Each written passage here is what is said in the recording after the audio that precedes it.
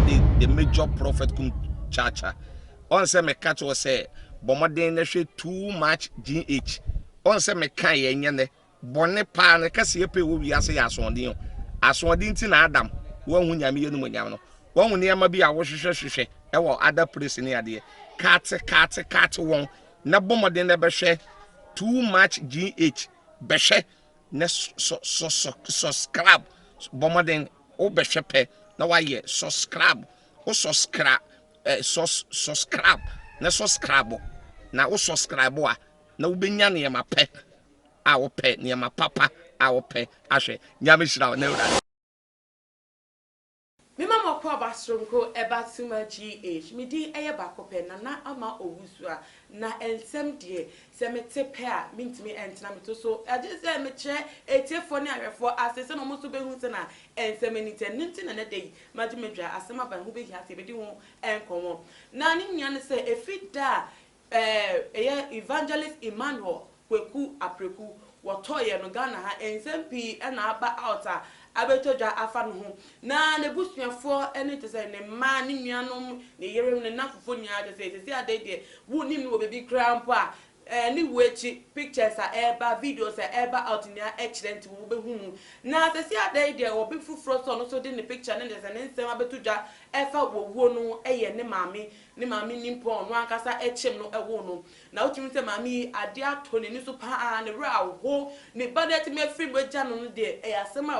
obate so obatan bia mpese ebeto no obatan bia wo a wo redim se de ba ne benyi na wotimi abehwe no na obere a obe no krampo beto no ne ba na wetimi akosie no aye ne ye a tese so ani na se we obatan we wetimi atenasi ama ne be wo eja no be se ne ba ntumi se e asema ye ya pa edema no na nunti e na ye Apreku my daughter won asem na make ne maami aba out abeka nsem afa ne ba no de onim fa no ho ene ne wu a wewu ene ensem a aba ewetwe na Ghana for bra Apreku my daughter ebewu ye na ansa na obewu no kana video bi ene me wiem a video no they say wabron start time at won na ma hu de wo ye no ho a wo ba bi so di na chi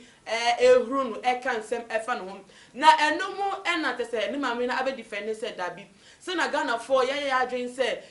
so why yes of penny that is a 1990s more basi 2001 no wagini di no of penny no ye miracles no with japade e won yama bebre e won ho na all of a sudden ni aso nti ye tagging with abosonsum ene se wonye no kware for no ma ye nka ne san na ne ba no a won makasa chem no ho no onim ni pa a wodo no wo no wonim no wonim pa se ne ba no de wo wuni ana nyamsom nyame nyam tese wodi no kware ama nyame no okura mu dindinde ne ba no ye no kwafo wodi no kware ema nyakopon osi bra wo wu ye Ghana for mayen fa abosomsem kra entage ne se wonye ni papa ne dabi mayen fa entage ne kra enimu sa na wo chechemu no wo kire na sase se na eye ebra wo no wodi mfie kakra bi tese wanko kan kra enim kra na wanko kan kra ewo mfie mu ene wo je nyakopon atum ebiem ma yes baptizing no yes ye baptizing no edin enum so mu eyi ni pie se waje Yesu Kristo atum na enumu ena wo chetemu se ye mami bi ebe fa no efifie ebra waje Yesu tum no ene nyama wo ye na nakoma pa wo de edu nyame sumechi no mama bi ebe fa no efini nche ede ne komensha ebre bia eben brekum a honom ye training asofofo wo ho enu nti mama ne fa ne ko ho no ye training no ema ne be ye wo sofo nti training na chi no ena odi fi eye brekum honom eba eye Accra ha be join Christ Redeemer Church na honom no share asori som se wo show sofo ase no wo som sofo se na be obehu asofo kwan se na ye som se na ye preach fa se na sifa eye deliverance fa honom be sua asa nyama ni nya abo na ebiem so no wo fi honom no adom no ebe ye kese e wo no so anointing be ye te se dindin dia ma te se wo te wa wan hwa na aka hyentie ma no pie fi ho e ma no beti wo no angasa na so no ti se ye te se eye Apreku my daughter wo no ene da Christ the King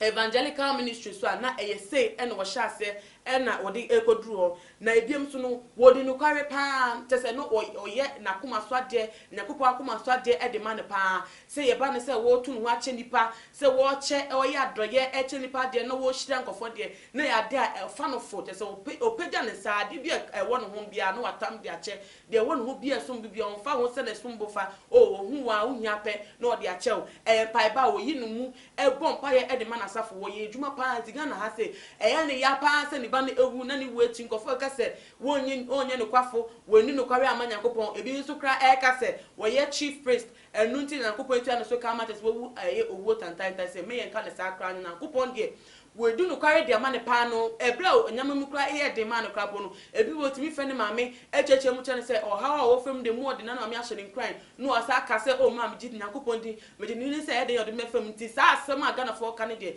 yen fi mu kra na ebusa fo enche bia ne beto oja after ni wo no eye evangelist akwesi ewu a wode beto oja se eye evangelist Apreku my daughter ya we sesi ano no wo ye bosomsum ni kese pa na bosomsum enu ofi ebe ye sofo enu nti magana fo ehu ni mobo bia se wewu ewo tese owo tantan na wewu echi na no ena mate sa sofo foforo so abekasa fa ho se dabi se evangelist ewu a wo ka ne sa na won ka ne ye kra because of your sofo won so de oye wo suma se wo bi nimbi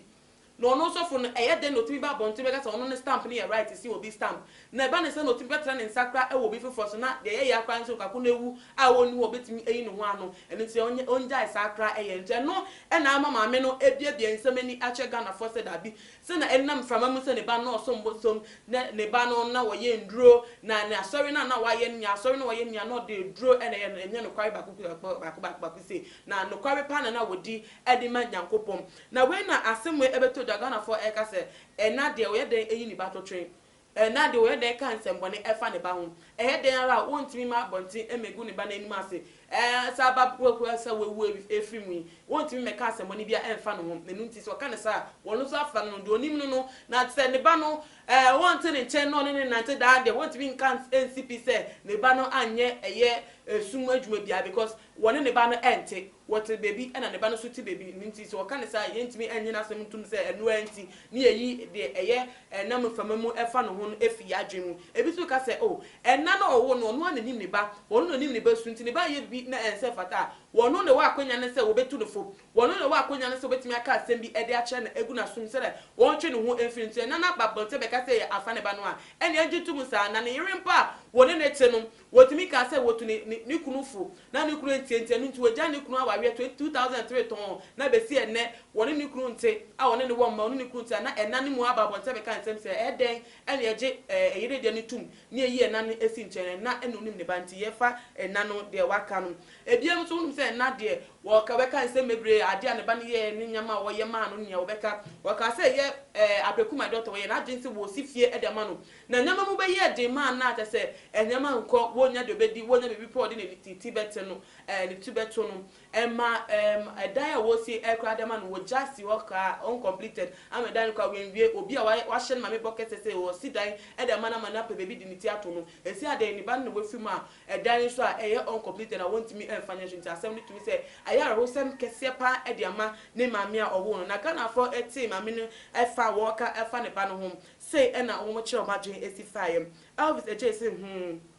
you are saying what you know, but he knows what he knew. But God is the final judge. So, mommy, as soon as we can hear no crying to me for us and to for us and entry from Yanga say a nimusa, one only Masama Woka. One no so what now as I say so, a born a brown, no nim, the way yet, Nakupon soon and Nimadini in Yakupon, no, embu attain, ever a same way at home. Where so if we are not or say, RIP. Bless your soul. God will always be with you. Nadre Edia Fahom. Owusu Gideon so Edia what about say. You will always be remembered.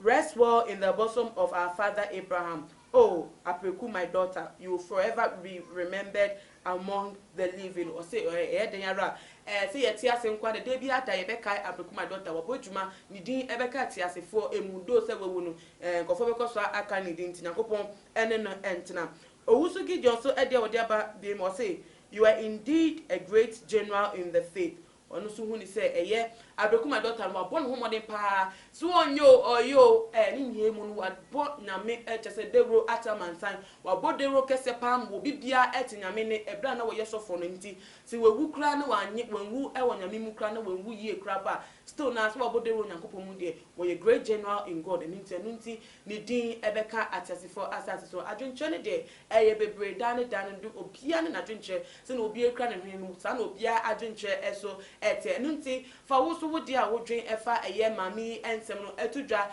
ewo too much gh comment section ebiem se ma onre fi se video we obe share edem adofo eye busuafo no bia eche na dwen emfa on ewo ni se mami no ne sem a wo ka na betime agina so aka se eye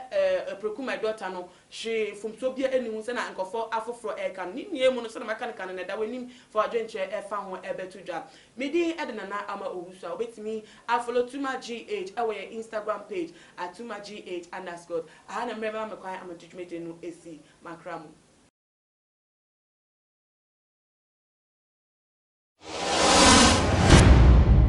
Yo, too much GH nie Ghana for ahwefo etiefo